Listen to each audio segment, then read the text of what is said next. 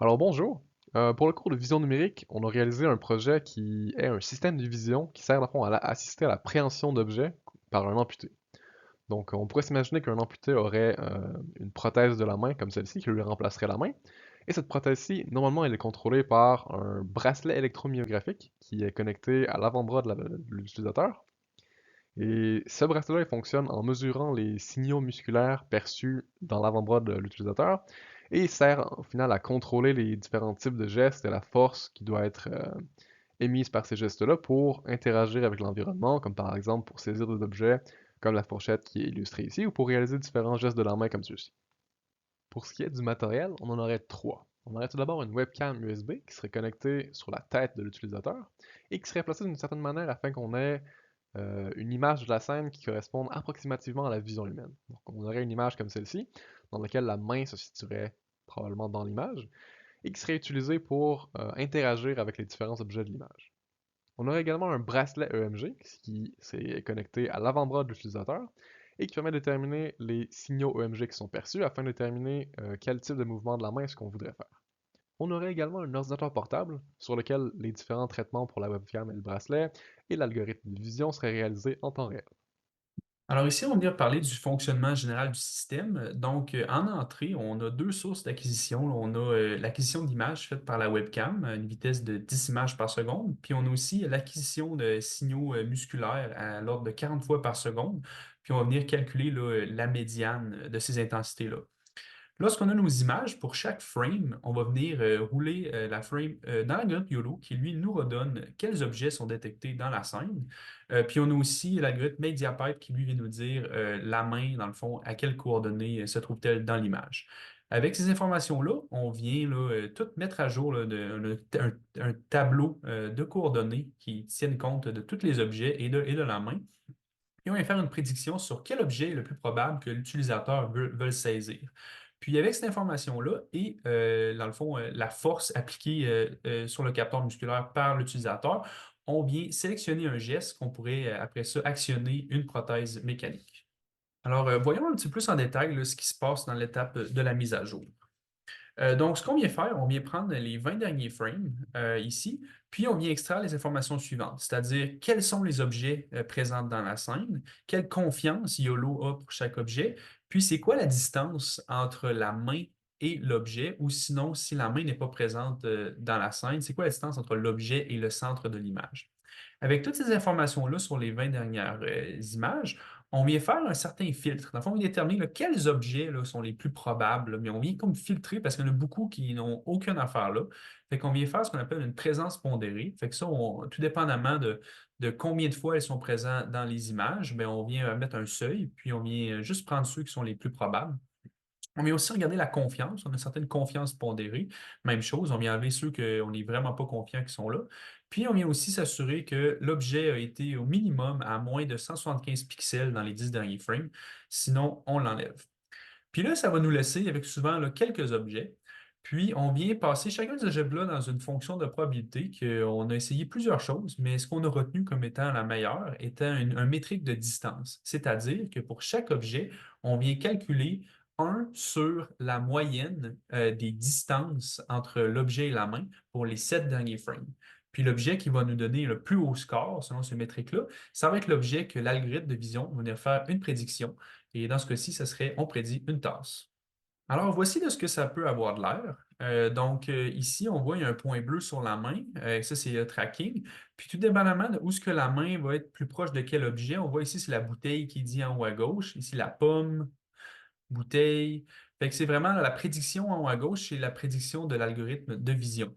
Qui dit quel objet est le plus proche finalement de la main, qui est le plus probable d'être saisi par l'utilisateur. Alors, ce qu'on vient de voir dans la vidéo précédente, on voit finalement la prédiction de l'algorithme de vision.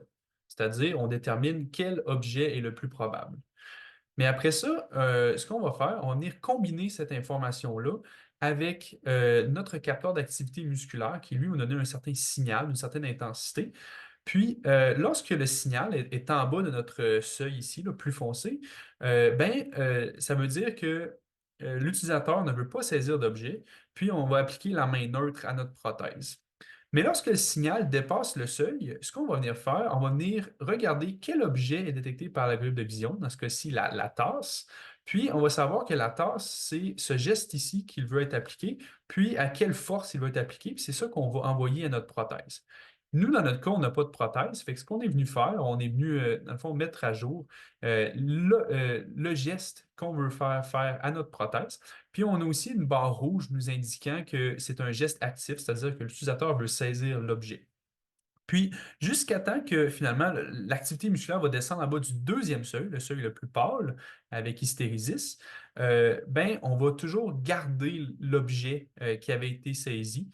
Fait que dans ce cas-ci, la tasse, même si on la détecte plus, mais si, qu'on est encore en train, on voit qu'on a de l'activité musculaire, ben, on va continuer là, de garder cet objet-là. Alors, lorsqu'on met tout ça ensemble, on va voir de ce que ça va, de quoi ça a de l'air. Donc ici, on voit que lorsqu'on vient saisir un fameux objet, on voit encore les ciseaux. On a vu le geste qui est apparu ici, la télécommande. Fait qu'on on voit vraiment là, le geste ici là, qui vient là, s'ajuster tout dépendamment de quel objet on était proche. Un autre exemple.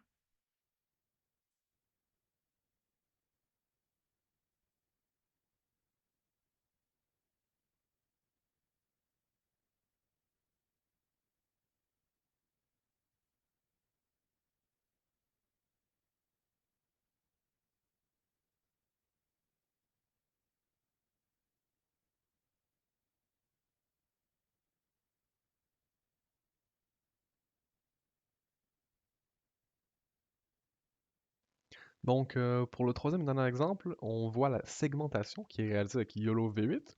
Donc, on peut voir par exemple dans l'exemple ici que les différents objets qui sont détectés sont également segmentés par rapport au background. Cette segmentation-là, elle est réalisée avec YOLO V8. Donc, YOLO V8 est un réseau de neurones à convolution, donc elle est entraînée sur beaucoup d'images. Et cet entraînement-là, lorsqu'on annote adéquatement les bordures de l'image, ça permet d'entraîner justement euh, l'algorithme à reconnaître les bordures. Pour faire le suivi de la main en temps réel, nous avons opté pour la solution MediaPipe, qui est une librairie disponible pour tous et qui est une solution très robuste. Donc, comment ça me fonctionne, MediaPipe? Ben, c'est un réseau neuronal convolutif, encore une fois, puis il est entraîné sur de multiples images de main. Euh, à l'entrée du réseau, on met tout simplement des images, puis avec de multiples couches de convolution et de regroupement, on est capable d'extraire des caractéristiques. Puis ces caractéristiques-là nous permettent d'identifier les joints, les doigts, la paume, etc. Nous, dans notre projet, comme vous le voyez à l'écran, on met beaucoup de points verts sur la main, mais on met aussi un point bleu. Ça, c'est les positions des joints, puis le point bleu, c'est celui qui va être utilisé pour calculer les distances entre la main et les objets. Et donc, cet algorithme-là va nous permettre de faire l'identification et le suivi de la main en temps réel. Penchons-nous maintenant un peu plus sur les modèles que nous utilisons pour faire la détection d'objets en temps réel, puis encore plus sur la base de données.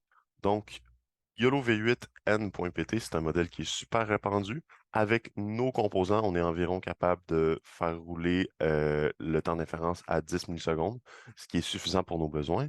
Puis, YOLO V8N, il est entraîné sur Coco 128, qui est une base de données avec 300 000 images, 330 000 images, puis environ 80 classes, ce que vous voyez à l'écran dans l'histogramme.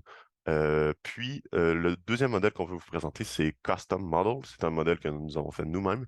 Puis, il y a la même architecture que YOLO V8N, un temps d'inférence similaire, mais il est entraîné sur des images de Open Images V7. Puis, il est entraîné sur un échantillon de ces images-là. Puis, ça nous sert de faire une preuve de concept pour qu'on puisse vous montrer que nous sommes capables de faire notre entraînement avec nos propres objets.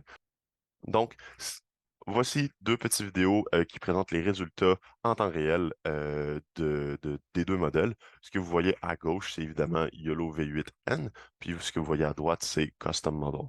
Ce que vous allez voir en particulier dans ces deux vidéos-là, c'est que certains objets sont mieux détectés par YOLO V8N, puis qu'il est capable d'en détecter avec une plus grande distance entre la caméra et l'objet. Ça, évidemment, c'est parce que le modèle est plus robuste, puis il a été entraîné sur plus d'objets.